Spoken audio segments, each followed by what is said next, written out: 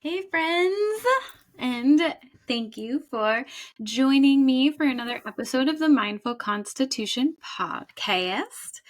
I'm here today with Amanda White, who is a registered nurse, but also a holistic health coach. Hello, Amanda. Hello. How are you? Good. How are you? So good. I'm really excited. I forgot to elaborate and say that Amanda, she kind of specializes in coaching women around cyclical living and really embracing living in alignment with your cycle. And I think this is such a good topic and something that we're so disconnected from. So really excited to dig in there. But first, I just wanted to say welcome and I'm excited. And my first question is really to kind of ask about how you started your holistic training in conjunction to your more conventional medical training in nursing. Sure. Yeah. So I was working in a more traditional role of nursing for probably about like 5, 6 years. Mhm. Um, Before I left more of like a traditional role, I was working bedside in a hospital. And like, I just remember all throughout nursing school, I just kept telling myself, like, I just want to work in a hospital. I just want to work in a hospital because, like, that's what nursing was. Mhm. And, most people go into the medical field because they see a need and they want to help people. They want to be in that like supportive role. But when I got there, I saw a huge disconnect from what I felt like true healthcare was and should be versus what I was seeing. Mhm. Um, and I just felt like I was basically just like a cog in the wheel. And the amount of time like I wanted to help spending time with my patients, educating my patients, supporting my patients that I had, I just didn't have the time to do it. And then all of the fun stuff that happened in like 2020 Mhm. started coming down the pipes, and I just saw even more of a disconnect to grow there. And I just didn't feel like where my values lied and how I wanted to support people in their health journeys. Um, Really, I didn't feel like I fit in that role. So then I started kind of searching through other alternatives that I could do. Mhm. And about 2 years ago, we ended up moving different states, and I had about 3, 4 months where I just stopped working to get like the kids settled, things like that. And when I started looking for jobs again, I saw that there was like an integrative health inpatient position. So I was like, oh, sweet. Like, that's a pretty nice segue to start doing some more of the holistic measures that I feel like could help support people. So I was inpatient, but I would go around to patients in the hospital and I would offer things like aromatherapy, massage, guided imagery, visualizations, um, acupressure, things like that, which definitely helped. I was like, it was like a baby step in the right direction, but still Mhm. didn't kind of like land. And then I came across nurse coaching. So I looked into that, and it's a board certification for nurses, basically for holistic wellness That's awesome. coaching. So I pursued that route, got my certification, and then started my own coaching business. Yeah. Oh, I know. That's so funny when you were talking about how when you were in nursing school, you were just like, gotta get a job in a hospital, gotta get Yeah. a job in a hospital. Because I remember when I was getting my graduate degree in nutrition, Mm-hmm. I was like, I don't want to work in a hospital. I don't want to work in a hospital. I was like, anywhere Yeah. but a hospital is where you'll find me. Yeah. And I remember having a fear around getting my degree in nutrition and feeling like I was going to be trapped in a clinical, like more conventional clinical Mm-hmm. setting. That didn't happen, obviously, but it's just funny the contrast there. And then Yeah. you did say one thing that stood out to me too, which was that you saw a really big disconnect between the level of care you wanted to provide and the level Yeah. of care that was existent in the hospital setting, and that really increased during 2020. Yeah. So, what I mean, you mentioned specifically time constraints and Yeah. not really being able to like take the time and energy with individual patients. But what Hmm. else was a disconnect for you? Um, I mean, the one thing that kind of came to mind as you're talking is like, I remember because I worked on an ortho neuro floor. And prior to being in the hospital, I was working outpatient in a clinic that was sports medicine, orthopedics, and podiatry. Mm-hmm. And so, like, I had that side of it for some kind of point of reference. But I remember like I would have patients that I would take care of that were coming out of elective total joint surgeries, and they had zero idea about the implant that was just put into their body. So it's Mm. like you signed a consent form for a surgeon to cut you open, take out part of your body, put a foreign object into your body, and you don't even know what that implant looks like. I'm like, what? Did you see the documentary The Cutting Edge, or I think it's called The Cutting Edge? It's about the No. medical device industry. Oh yeah, it's like Yeah. talks about all the loopholes in the medical device industry and how Yeah. there's things in people's bodies that were like never directly tested because of that grandfather Oh, yeah, yeah. the Yeah. loophole in the approval Mhm. process where if it's based off a previous prototype, it just gets grandfathered in, even if it's Uh-huh. like a different material or whatnot. Yeah. It's like Yeah. loosely based on something that's already in, and then it can continue to happen on things that were grandfathered in. So it's like Yeah. so far from what was ever actually approved, Yeah. which is Yeah. terrifying. Yes. And it's like, so yeah, I saw that not just a couple of times. Like that was fairly regular. And Mhm. I just the like the time push, I know like that was a big thing too, where it's just like if patients were scared, if they were unsure, if they were just like needing someone to just sit there and treat them like a human, because like you're as a nurse, you're given, I mean, day shift from with the hospital that I was at, they would try to keep you at 4 patients, but every once in a while they would bump you up to 5. I mean, 5 patients for one nurse is a lot with like all that they want and expect us to do. Mhm. And I mean, you're checking boxes. Like you're not Yeah. even checking in with the patient. And Mhm. it's just I could only imagine being on the receiving end of that where you're scared or you're in pain or you just want to know what's going on, and it's just like your nurse is just kind of like fluttering in and out because like he or she doesn't have any more time than to give you Yeah. just that. And I mean, I even remember with like morning med pass, like I would always kiss up to the window where they give you like a window of time that they want you to have all the morning meds given, and I would always be kissing up to that like very end of that time frame where it's not late then. And so many times, like other nurses would be like, well, Amanda, it's just like, you've got to get in there. You got to give them your meds and say, I'll come back later. And I'm like, I can't, like, how can I do that? How can I come into a patient's room first thing in the morning? They have questions. They want to, like, hey, I'm a new face, and just be like, well, here, take these meds and then I'll come back later. Like, I Take these just, pills from this random new right? nurse.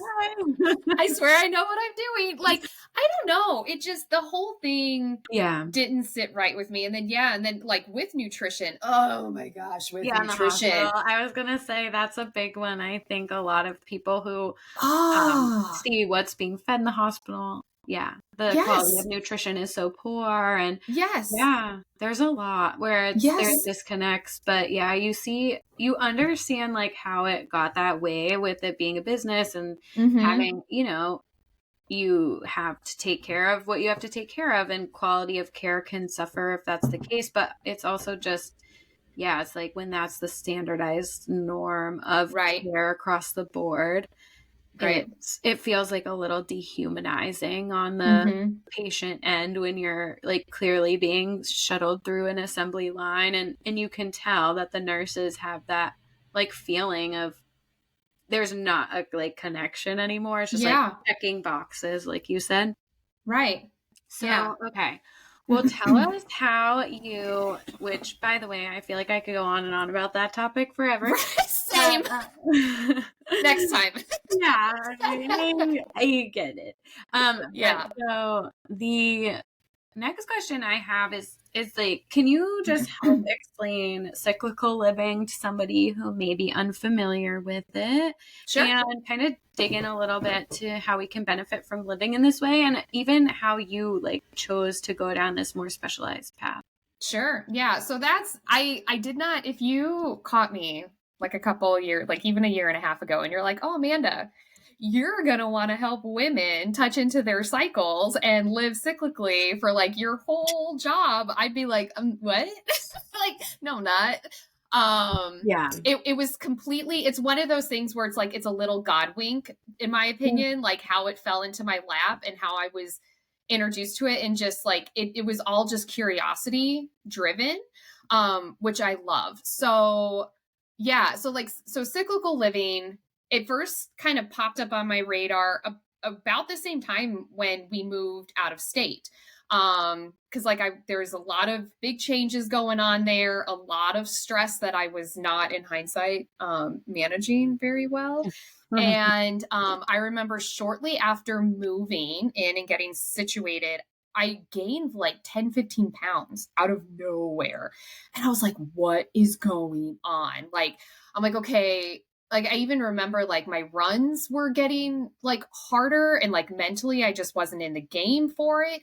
And so I was doing all of that talk like, okay, well, you did this just fine before. You're just being lazy. You just need to work harder. Like, you just need to get through this.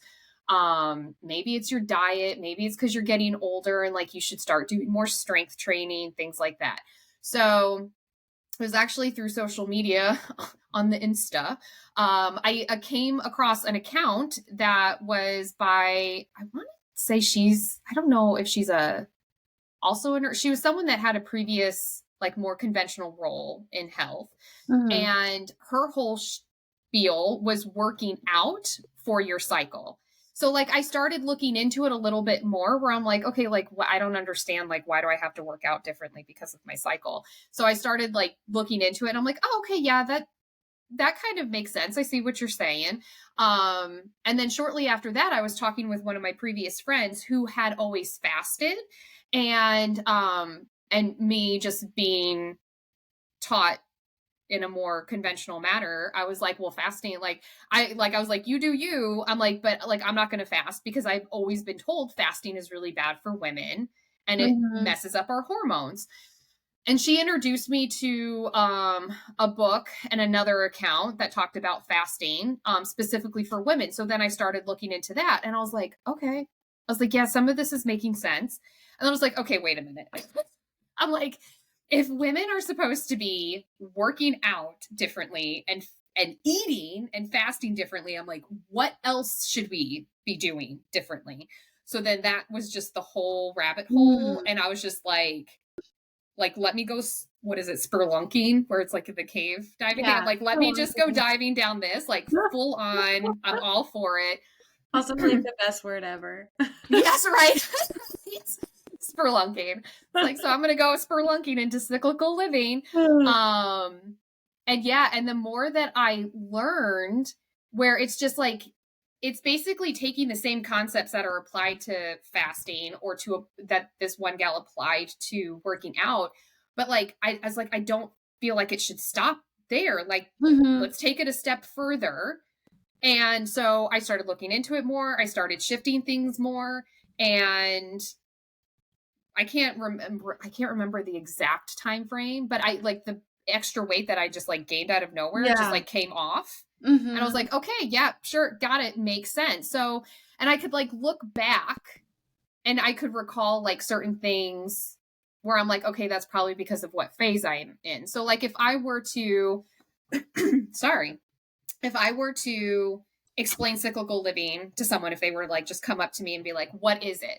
Yeah. I would say like it's not just your period. Like so many times, I mean, gosh, from like when I was an adolescent and I started like actually menstruating and things like that, all I was taught is that all I was taught is my period. And then as I got older, I was like, the only time that you need to be really aware of what's going on is when you're ovulating or when you have your period.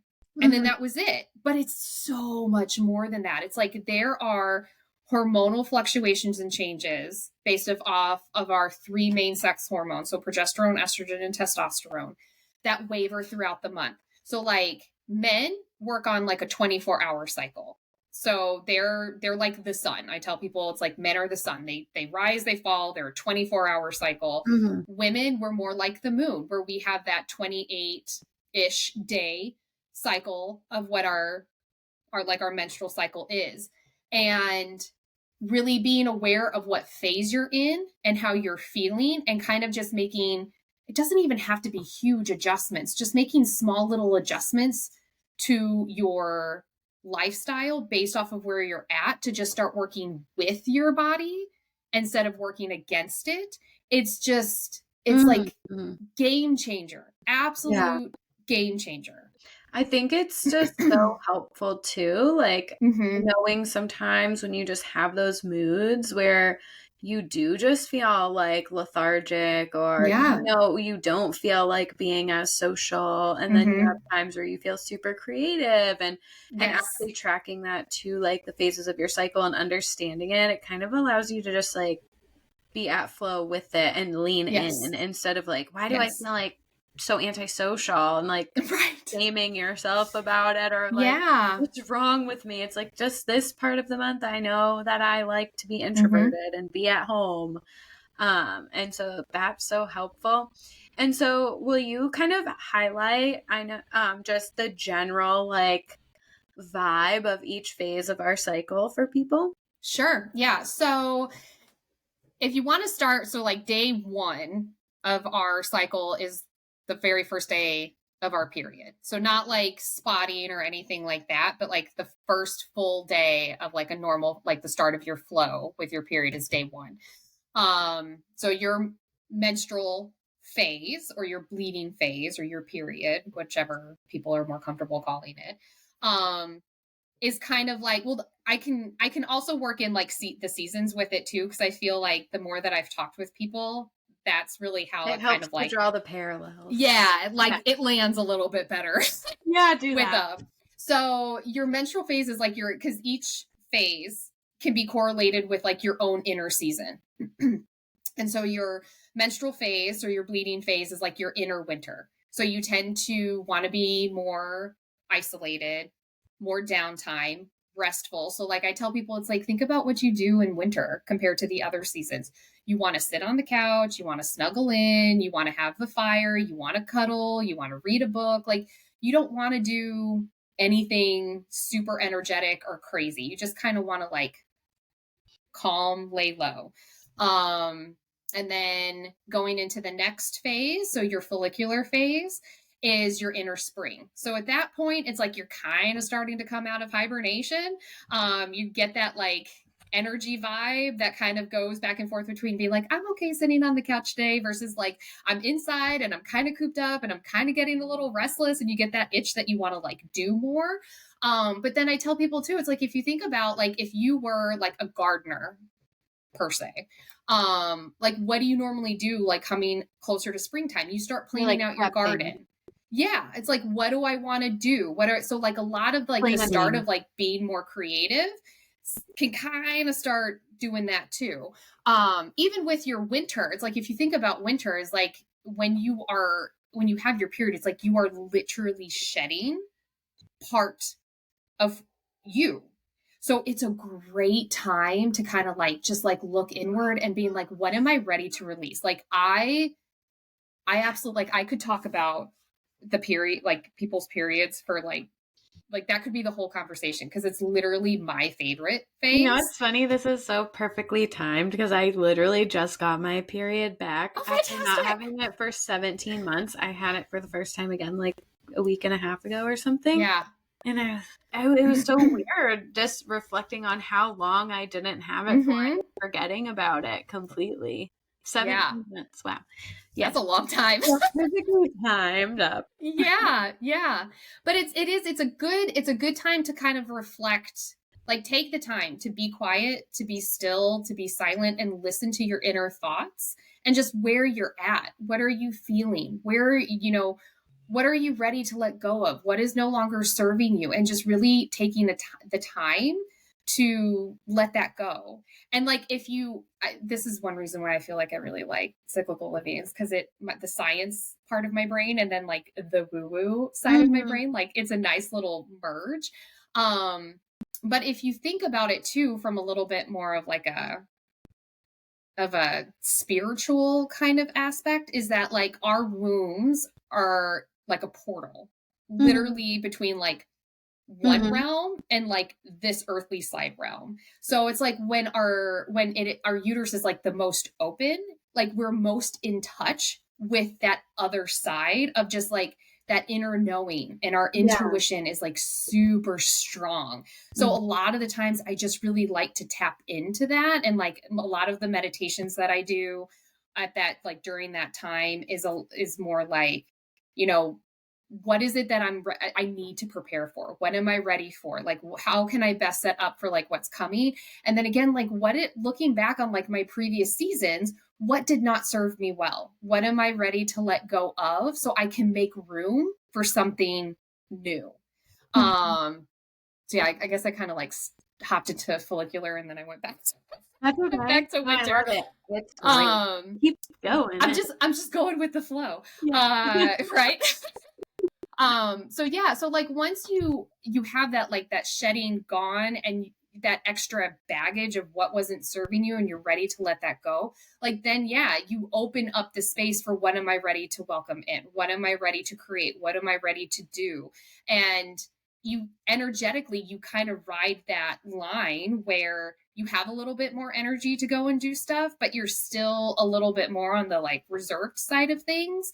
Mhm. I always kind of tell people, it's like, don't, to kind of baby step it into Yeah. getting, Kind of out like a of, rising tide, yeah. you know? Because sometimes we get that like the extra surge of like, or the rising estrogen at that point. We're like, I'm ready to go take on the world. And it's like, move slow, because like Mhm. sometimes you can still, like, I know for me personally, I tend to have a little bit more energy in the morning, and then like I tend to still have those like little, I have to slow down come like afternoon, evening, or I just like Yeah. crash.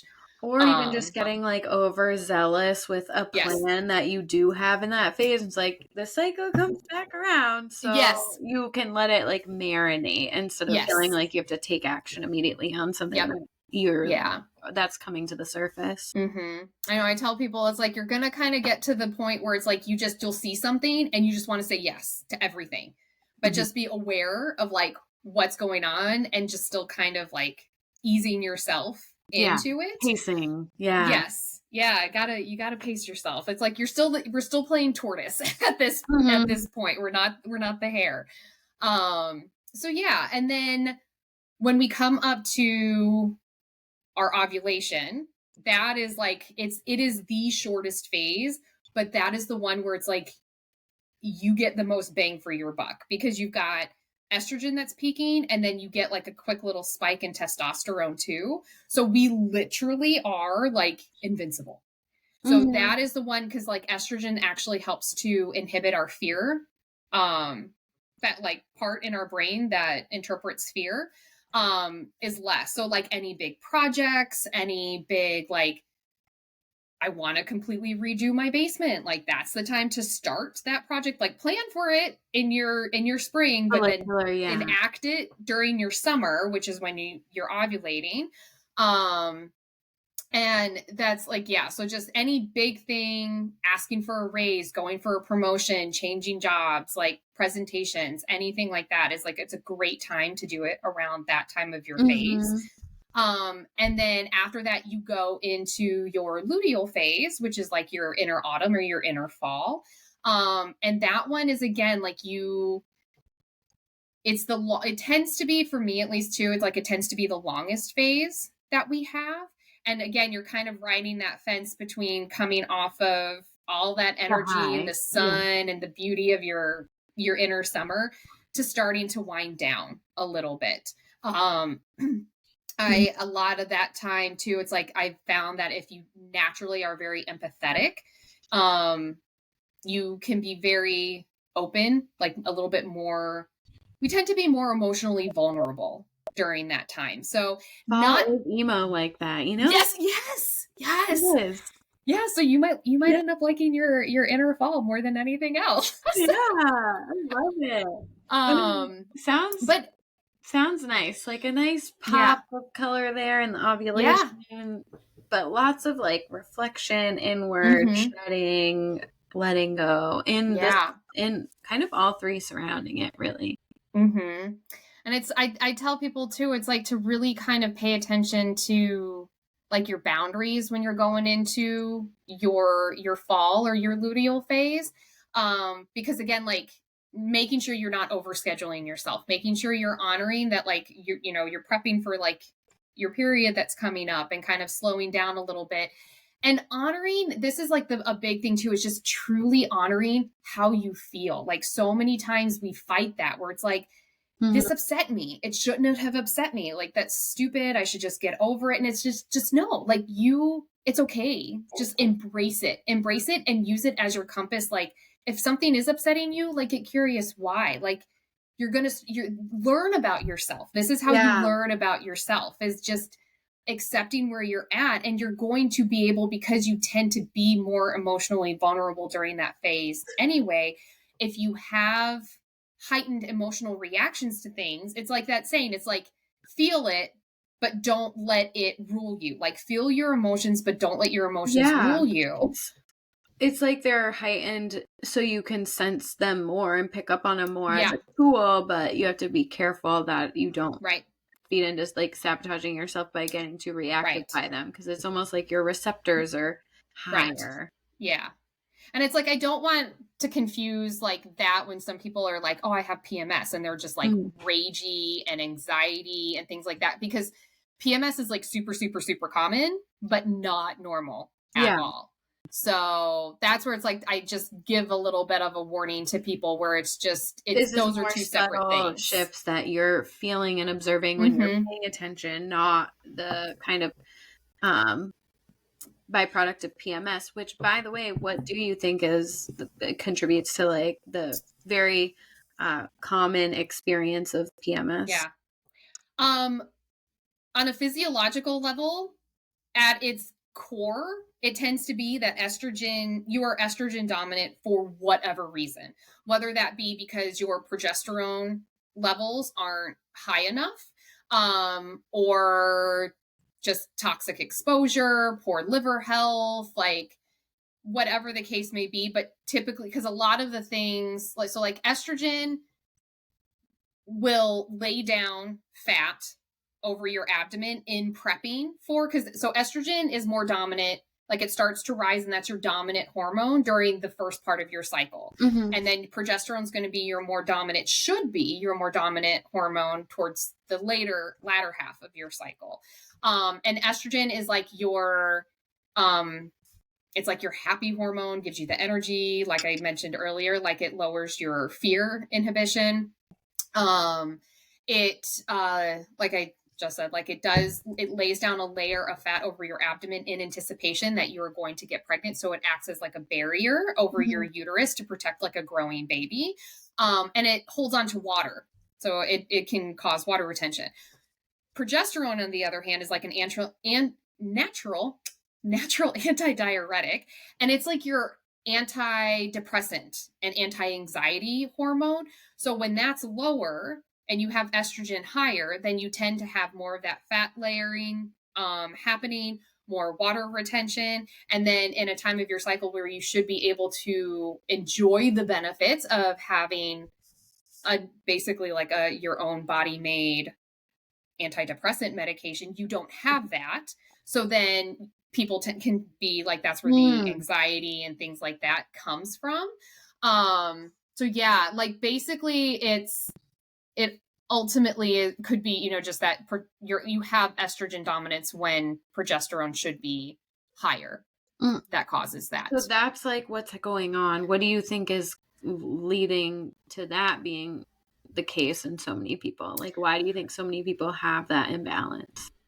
I think it's a combination. I think stress is a huge, huge, huge factor. And that's a lot of the times, which I think is for me, like in my personal experience, I think it was stress. And so there's like this cycle. So there's if people wanted to look it up and like learn more nitty gritty details about it, I would highly, highly recommend it. But Mm-hmm. there's something that's called the hormonal hierarchy. Mm-hmm. So it's basically like if you have cortisol, which is one of our, like, it's like our chronic stress hormone that's Mm-hmm. constantly going, that's going to directly impact insulin being released. And then it's also going to directly impact your three major sex hormones. So your estrogen, testosterone, and progesterone. Progesterone is most sensitive to cortisol release. Mm. And so, like, if you think about it, like I tell people, like, one of my favorite analogies is our bodies, like our caveman minds, don't know any difference between stress caused by us, like running from a tiger, Mm-hmm. or stress that's caused from thoughts or the way that we talk to ourselves. And if you are constantly stressing, if you're constantly pushing yourself, if you're constantly negative self-talking, you Mm-hmm. are putting yourself in a stress cycle. And if you think about it, if it's the same exact stress cycle as if you were running from a predator, your body isn't going to support hormones that are going to support pregnancy, Right. because it's not going to be like, oh, This is you're important. you're running from a tiger, you might die, let's get knocked up. Like, our bodies aren't going to do that. So Yeah. it's I feel like stress is a huge one. I think toxic load is a huge Yeah, one. which is like a variation of stress. It's just physical Yes. instead of like psychological. So Yes. really it like still comes back down to stress on the body, whether it's Mhm. like a physical toxin Yeah. load or Yeah. psychological stress that like we all have too much of Right. chronically. So Yep. yeah, that's And with one thing, like, I didn't realize, well, I didn't think about it, is that, like, so liver health, which, I mean, you would know a lot about too, um is so important, because our livers, being one of the main filters of our body, is primarily in charge of getting rid of excess estrogen once our bodies no longer need it. But since it recognizes estrogen as something that is made by us, it's not going to prioritize that over anything else that we are being exposed to or consuming. well, and alcohol is huge too then 'cause Huge. that takes precedence over Huge. everything. Yes. Yes. So, Yeah. yeah, and it really cool to definitely wanna tie into, like, that idea of sober Yes. curiosity and, um, cyclical living and just, like, the self-discovery, how that information can help us so much in our exploration of our relationship with alcohol too, but I don't Yes. wanna skip there yet. Yeah. Mm. So yeah, I wanted to ask, like, one thing I think would be pretty common for people is like, yeah, this all sounds good in theory to like Mm-hmm. get so tuned into my cycle and Yeah. whatnot and like be able to shift. But I feel like the devil's advocate would say like, I don't have the ability to like adjust my lifestyle based on my cycle. If Mm-hmm. I'm like super busy, we've all created like lives that Yeah. no one can manage happily because we've Yeah. normalized like such stressful lives. And I think Mm-hmm. you have to like actively go against the grain to like Yeah. prioritize emotional regulation and nervous system Mm-hmm. balance. But what would you say to the person that's like, I don't think that this is realistic for me to Mm-hmm. do? I always like asking, like, how much are they truly wanting to dedicate themselves to the change? Because Mm, change is hard, right? Like, our bodies and our nervous systems are so wired to, like, this is what I'm used to. This is what I know. So anytime we make a shift or we make a change in, like, intentionally, our bodies like to challenge us. Like, there's that one saying is like, our nervous system is going to choose a familiar hell over an mhm. unfamiliar heaven. Yeah, yeah. So The fear of just like change and yeah. uncertainty. People will stay miserable just Yeah. because they know it. And Mm-hmm. it's like you see it time and time again with people.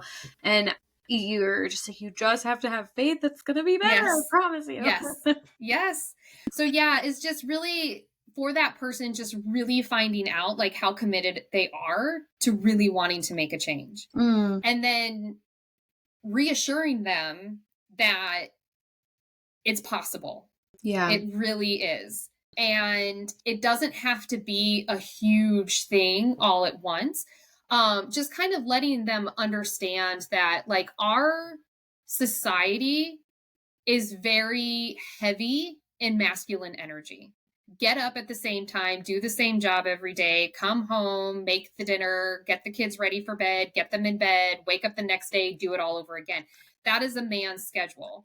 And there's nothing, I'm not saying that there's something wrong with that, but we can't, as women, expect to go out and just be saturated in a society that functions in masculine energy and try to match that and it not impact our bodies Yeah. negatively. So 100%. it's finding a way to make that happen, and like how your body needs to be honored in your different phases is going to be different for you a little bit. Like there's going to be some variation there versus how it was for me. Mm-hmm. So when I started cyclical living and switching to that, literally the only time that I made any adjustments was the week prior to my period and while I was on my period. Mm-hmm. And after that, like anything outside of that, I was like, here's my baby step. Here's the chunk that I can focus on now Mm-hmm. and I can change. Yeah. And even if I'm not like working outside of the home or like corporate working mom or stay-at-home mom or not even a mom, like there's certain things outside of our control for our day. So it's like, even if you are, just knowing. So like how I did it is the week before my period, I knew that I needed to start slowing down. I needed to honor where I was at. And like, that was one thing where it's like, I really like to run.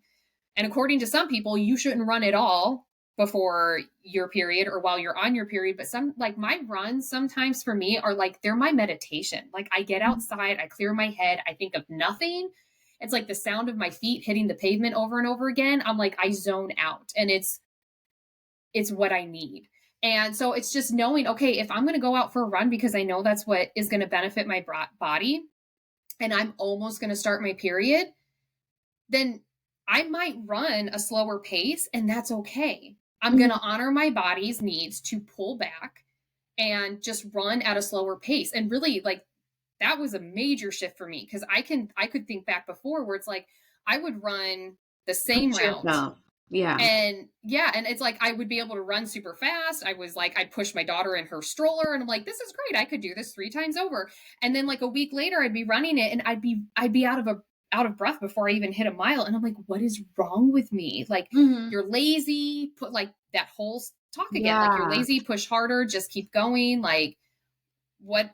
Just keep going. Yeah. And I wasn't checking in. So I changed the inner dialogue and I allowed myself to slow down, and I still did all of the same tasks that I did before. Right, because you're capitalizing on the energy that you have when you have it and indulging the rest when you don't have it. And I find I always say slow down to speed up, because when you're like taking that intentional time to slow down, then you're actually probably going to be more productive in the time that you actually feel compelled to produce and be creative and you feel inspired, as opposed to trying to do it all the time. I've been thinking about that so much lately with social media, because I do feel like sometimes I just feel that need to be consistent, as opposed to, I'm like, I don't even care about being consistent anymore. I'd rather just post inspired content when the time comes, because it's like more meaningful than just a microcosm of like, we feel obligated to show up like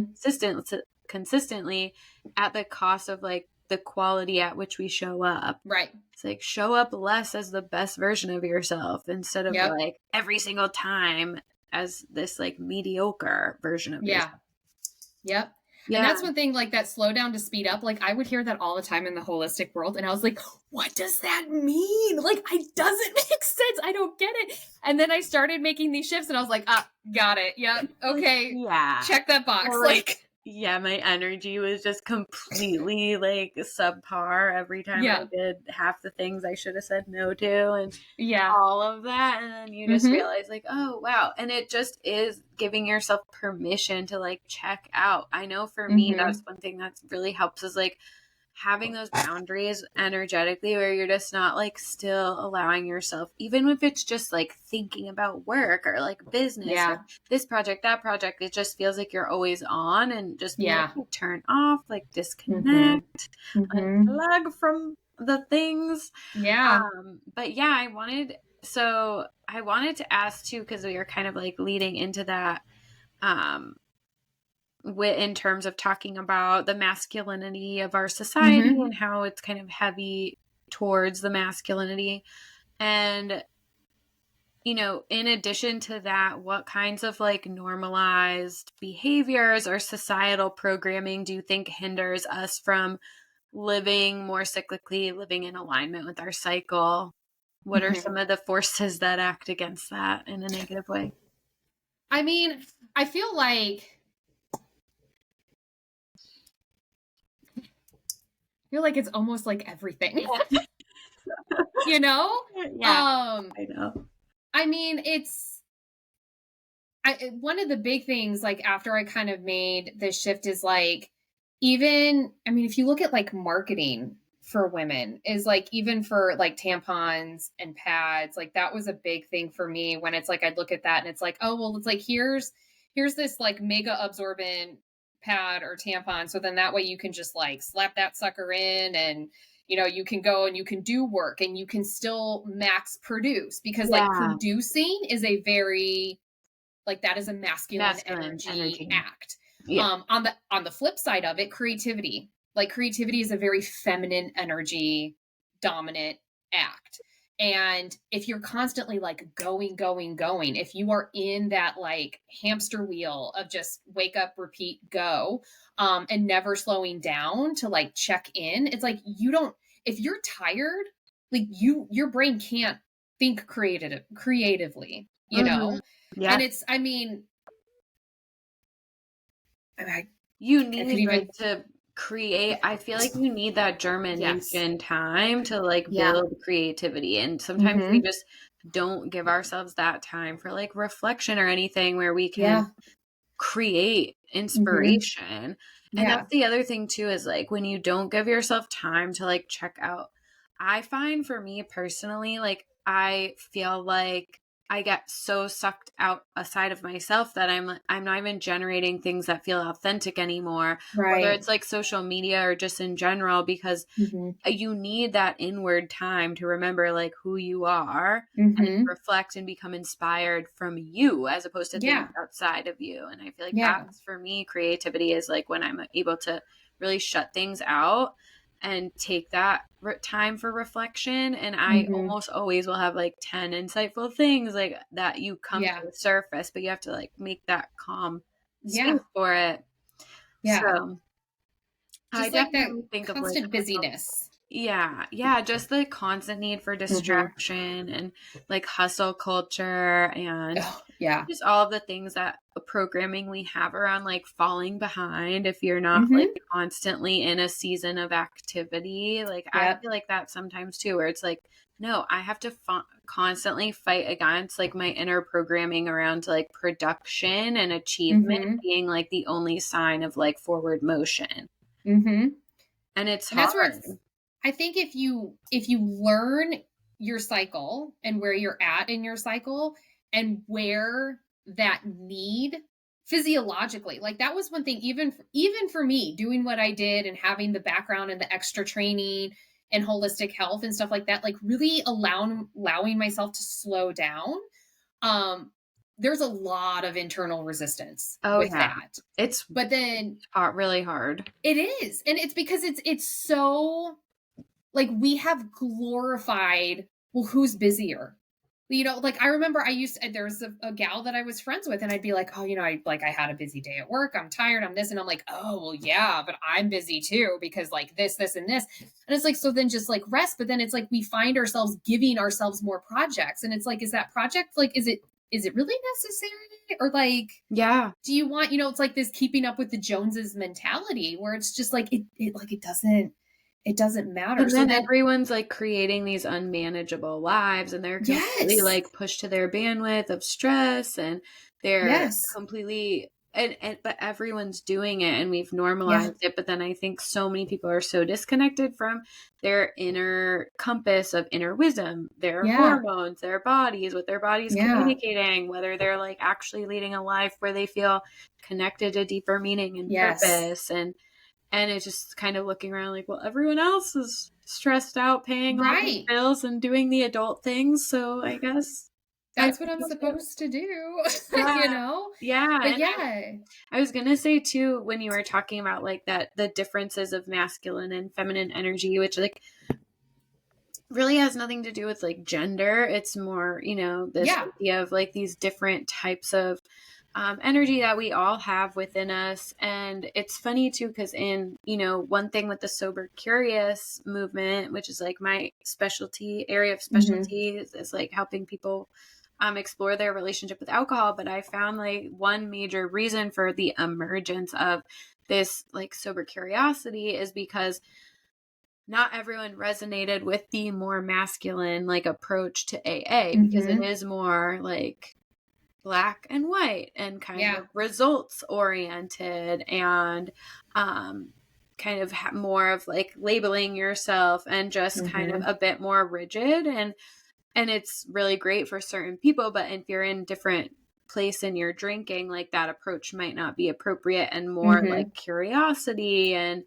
kind of a gentle like process oriented approach and Yeah. whatnot, and this more feminine energy that can be integrated into the reflection on our relationship with alcohol as opposed to more Mhm. of a masculine energy. And so just interesting when you start thinking of the different Yeah. elements and how they exist in different contexts too. Mhm. And I feel like that's why a lot of women, I mean, this is my own personal, like, I have no data to show it, support it. This is my own, just, it makes sense. I've seen it. I feel like that's one reason why women have higher incidences of like depression, anxiety, autoimmune disorders, chronic inflammation, is because we've become so detached that like all like societal values and the norm is very masculine energy based. So Mm-hmm. it's like we've almost been programmed to be like it's not safe to be living in your feminine energy. It's Yeah. not okay. It's not like, I mean, I even remember it's like shortly after I had our first or my first our first kid, Kevin and I, and he'd come home from work and I mean, I was still like in the early phases of like, here's my first baby, here's this.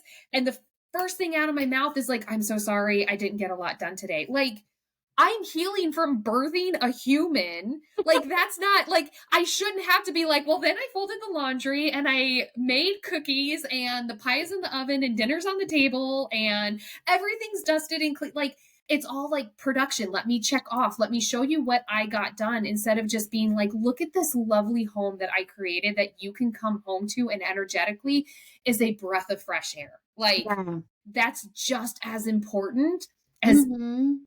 and more so in my opinion, I would say, than some of the Yeah. other stuff, I think you so know? too. I mean, I think it all is, it's like honoring what everyone brings to the table and Yeah. acknowledging that, there is this importance placed on like Mm-hmm. financial contribution, but there's a funny meme, and it says like, when people say stay at home mom isn't a real job, but I would have to pay everybody to Yes. do what I do all day. And it's like so true. Yes. It's like, so you would have to pay for like a nanny and a Mm-hmm. housekeeper and a chef or all of these things. Mm-hmm. So if you'd pay someone to do the job you're doing, how is it not a real job? And why Yeah. is there like not value placed on it? And even just that emphasis of masculine energy and women not feeling safe to be in their feminine, I think is really Yeah. important, because it does rob us of our power when we're not deeply connected to our For sure. intuition. And that's what we can bring to the table as women too, is that like Yes. nurturing, intuitive Yes.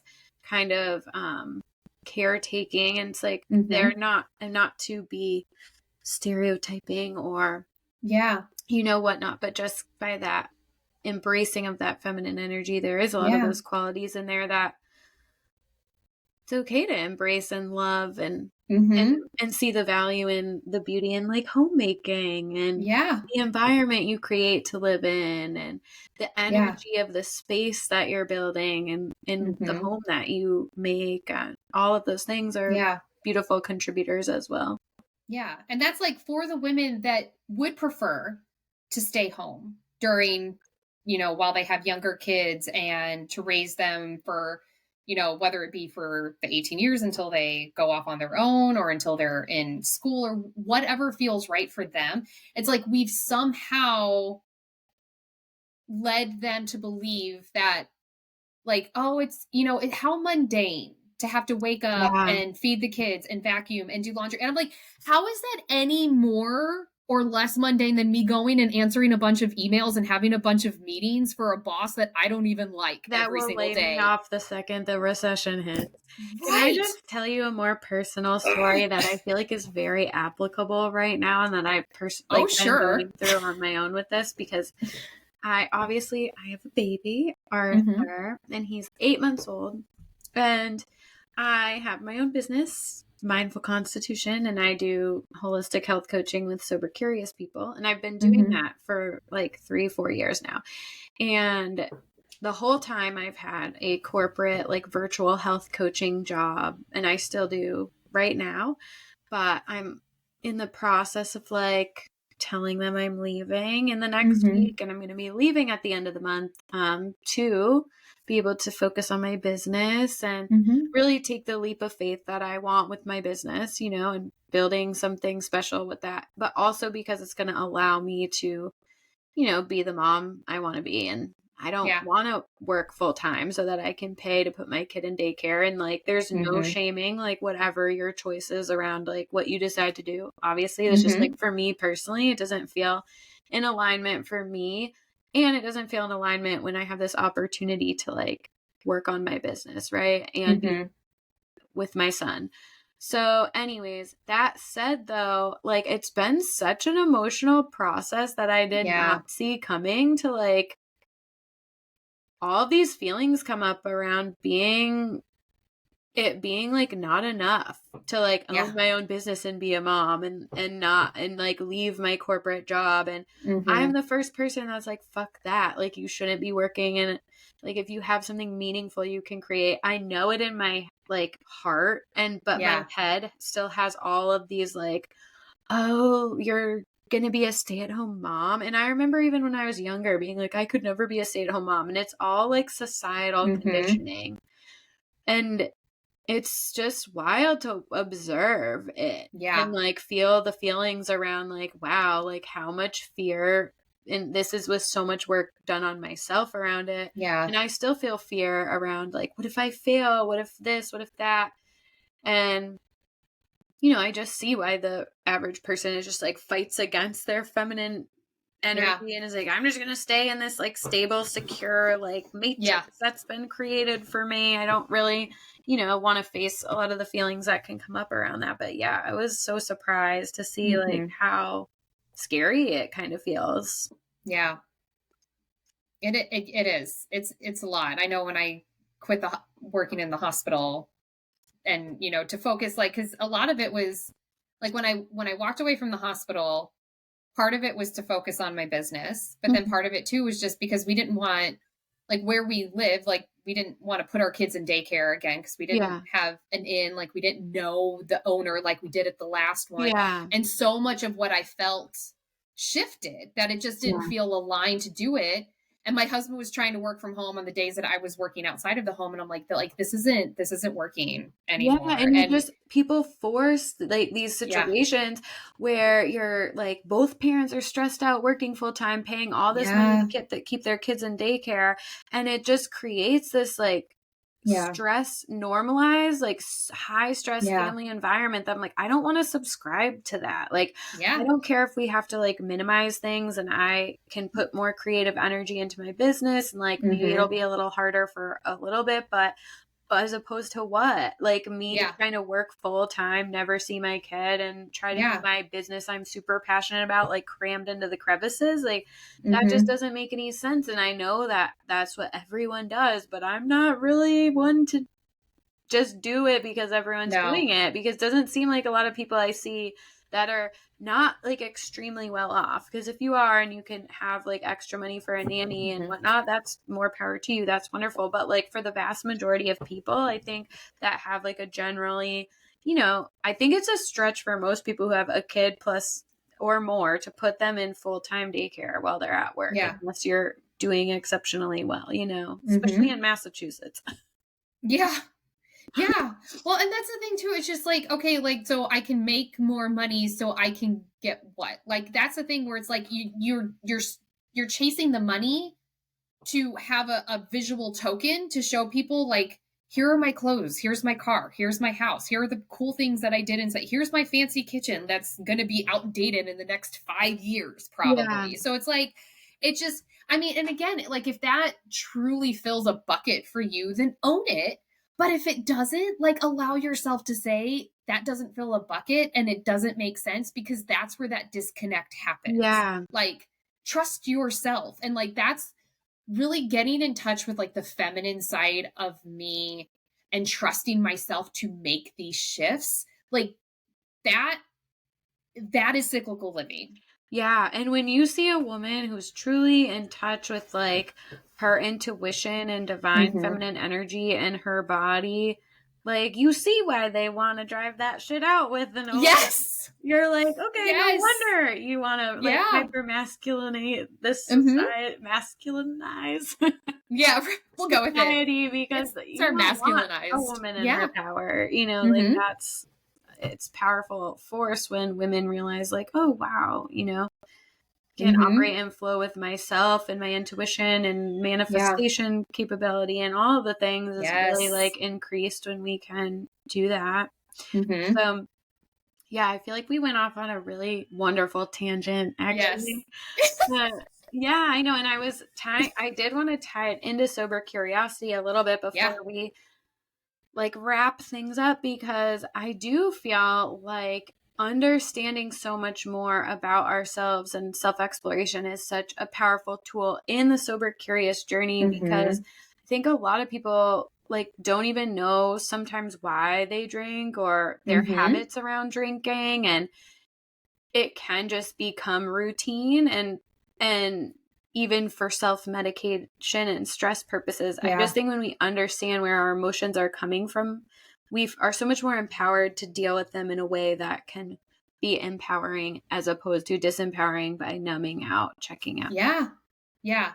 And that's honestly I think it was like it was another little wink when I came across your account originally. I can't even remember what reel it was. I think it was something where it's like you were mentioning like it was one of your reels where it was you drink to de-stress, but it actually like Oh spikes yeah, raise it. your Yeah, core. And I was just like, yes. And prior to that, like I was putting together a workshop and I was talking about, like things that you can do to like help support your body, and like living cyclically is kind of just like an intro workshop. And I had put in there specifically, it's just being aware of liver health. Like I didn't touch on like specifically drinking, but like liver health. And ever since then, it was like this little voice that was in the back of my head. So it's like if I was going to like grab something, I'm like, okay, well, it's like, why am I grabbing it? Like, why am I wanting to yeah, have this right now? And then I'm like, okay, it's like, well, if it is because like part of sometimes it was just like, okay, it was end of day, it's dinner. yeah. I'm gonna have a seltzer type of Hmm. thing. Um, a hard seltzer. Yeah, And then I was just like, okay, but now I know what this is potentially going to do. Even more so, I mean, everyone knows it's hard on your liver. Like drinking is hard on you. It's literal poison that you're putting into your body. And it's like, so it's like, that, but then it was that pause that I needed to check in. mm, And that's like the pause. There's so much power in the pause, regardless of what your action is going to be, to yeah, just stop and ask yourself, like, why am I doing this? yeah, And most of the time I found it's just like, okay, it's just because I wanted something other than water and I like the bubbles. So it's like, okay, well, why don't I find bubbles that aren't gonna yeah. trash my liver? Hmm. And I can help support my home hormones, and I won't have extra estrogen. I won't all this other Yeah, stuff. And it's just And then if it was because like, like I remember having that thought sometimes where it's like, I'm really stressed. I had a busy day. I'm going to have a drink. And then I'm like, okay, why am I using this to de-stress? That's another societal programming piece Yes. that can hinder cyclical living too, because Mm-hmm. everyone's like normalizes drinking for stress as if it's like solving it, and Mm-hmm. it is undeniably not resolving your stress in Yes. any way, shape, or form. And so Yes. then it provides you that opportunity to like more deeply explore your programming in so many Mm-hmm. ways, because you realize like as a society we just kind of generally accept things sometimes that might not really resonate or ring true when you Mm-hmm. explore it more deeply or measure it Yeah. against your own intuition, being like, wait, why Mm-hmm. am I even just drinking this right now? You know, Yeah. it just goes into this autopilot. And I think a lot of societal norms just enable us in ways to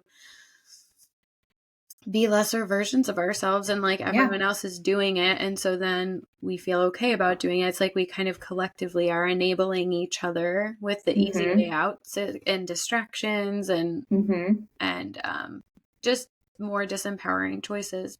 But Yeah. when you stop to take a look at it, it can be eye-opening sometimes. I know for me it definitely was, because when I stopped drinking I started really examining the social norms around alcohol, but then it Mm-hmm. expanded so much further beyond that, where I'm like, well, why do we do this? Like, why do we Yeah. do that? Why do we do this? Like, none of this shit makes sense, Right. people. Right. Everybody wake up. What the fuck Right. are we doing around here? But Right. you know, And I feel like mine was like, I was like, if looking at cyclical living and detaching from our feminine side and detaching from our feminine energy, and kind of even going downplay like being mothers, because mm-hmm. that, I mean, that is literally part of our anatomy, is like I'm birthing this human, like I am now a mom. And then it shifted in going into like the mommy wine culture Yeah. thing. And it's like I can't, like if you are that stressed out by your child, like there's something to explore there. And I can say, like, at least for me, like, to share my personal story with that, like, I noticed when I was getting the most unhinged and most reactionary to my son, it's because he was he was displaying things that triggered parts of me where I'm like, I wasn't safe to act that way as a child. So it was like it was triggering that part inside of me. And then Right. I was like, okay, pause. Yeah, pause, explore like why Yeah. this is triggering you instead of numbing out with a glass Yeah. of wine. Like our children are wonderful opportunities for us to continue our Yes. evolution if we choose to see it that way. If we choose to Yes. see it Oh, as I a love new that. Yeah, if we choose to see it as a nuisance, then guess what? Mhm. That's what it's going to be, and you're Mhm. denying yourself the opportunity to get curious, grow, and evolve from like what is being triggered within you. And Mhm. that's what's robbed every time we like drink, whether it's like stress from our kids or other things, is like that Yeah. deeper curiosity around like, Mhm. why is this stressing me out? If it's from a job Mhm. every day, is that a job you really like? If it's Right. because you're hanging out with people you don't feel comfortable not drinking around, is that really relationships that are Yeah. in alignment with your best self if they wouldn't Mhm. support you like not drinking? Or Yeah. just those types of things are just really this opportunity for like deeper exploration. And it's really similar to what you said too. And I kind of wanted to highlight, because I feel like we talked about, for people who do say they're busy Yeah. and like it feels unrealistic, because that's something that I get a lot too, where people are like, I just can't imagine like not drinking, which by the Yeah. way is not the intention of sober curiosity, is like more mindful and exploration. Yeah. If abstinence works, that's great too. But it's like you're telling yourself it's unrealistic because of the life you've created, and like that Mhm. could be like the worthy root cause to explore. If you Yeah. can't honor your cycle because your life is too chaotic and stressful, if you can't imagine not drinking because you've built a life around the Mhm. fact that like you can check out with alcohol, like that's the larger piece Yeah. to explore, right? Yeah.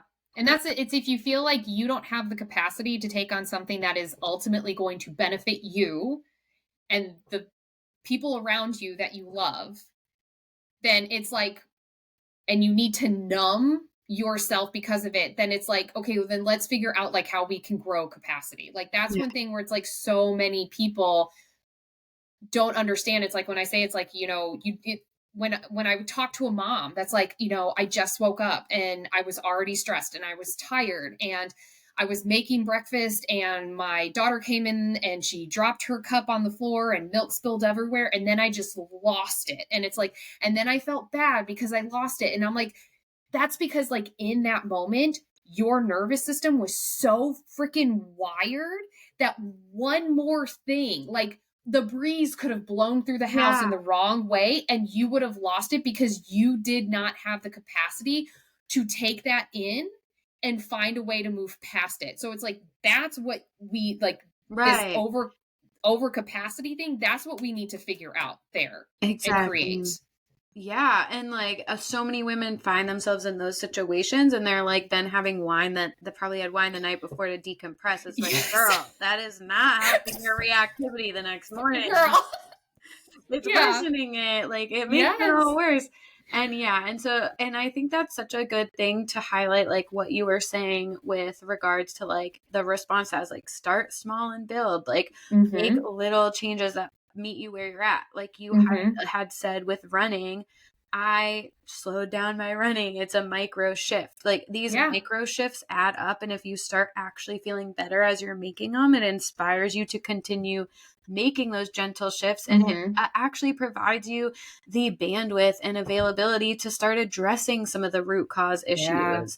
And same thing with alcohol is like when you take it out, like all those really Mhm. scary things you have to face that like are kind of causing you to drink, you actually have the resiliency and energy and Mhm. wherewithal to like do it because you're not Mhm. constantly like working against yourself with alcohol or working against Yeah. yourself with like forcing yourself in ways that don't feel good to you at different Mhm. parts of your cycle and like overextending yourself. It's like you just shift, kind of recalibrate, and it really Yeah. does help and it doesn't have to happen immediately. So I think that's No. like so important to share too. Yeah. There's a lot of beauty with experiencing the benefits of small shifts. And it's like if I could bottle that and sell it, I would be a millionaire. Oh And my God, so many yes. people would want to work with me. But it's like how it's like that, it's like the whole thing, like That's slow down to another speed up. It's Like another how do societal norm too, like yes. immediate gratification, immediate gratification. Yeah. People are Oh my so gosh. like not willing to like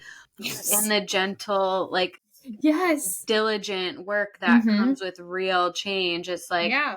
and cause the full-time job I'm leaving is just, general health coaching, a lot of just like weight Mm-hmm. loss and looking at healthy habits, not like alcohol related, but um just so many people like when they're immediately not seeing a 10-pound weight loss the second that they Mm-hmm. embark on a weight loss journey, even when they know this is rooted in cognitive behavioral therapy, it's rooted in Mm-hmm. shift habit change, it's rooted in small goal setting, it's rooted in intuitive eating, this is not Mm-hmm. like a crash diet. It's that they Yeah. still have the hardest time just not trying to do everything at once, not getting Yeah. super restrictive, like I'm not losing 5 pounds. They logically know that it's Mm-hmm. not even safe to lose 10 pounds in a week or Yeah. something, and that it's a 2 pounds a week is going to be kind of the average pace, and they'll still be frustrated. Like, I know that I'm doing this the healthy way, but it's like still hard Yeah. for me because of the programming around diet Yeah. culture and immediate gratification. Yeah. And people have become programmed to think that being uncomfortable is a negative. Like we have bred out the capacity to sit with discomfort, whether it be mental pain, emotional pain, physical pain, Girl, yeah. or even this pain of I know where I'm at right now isn't where I want to be. And I want to be here in 6 months, a year, however, plus. And now it's this discomfort of knowing I'm no longer accepting who I am.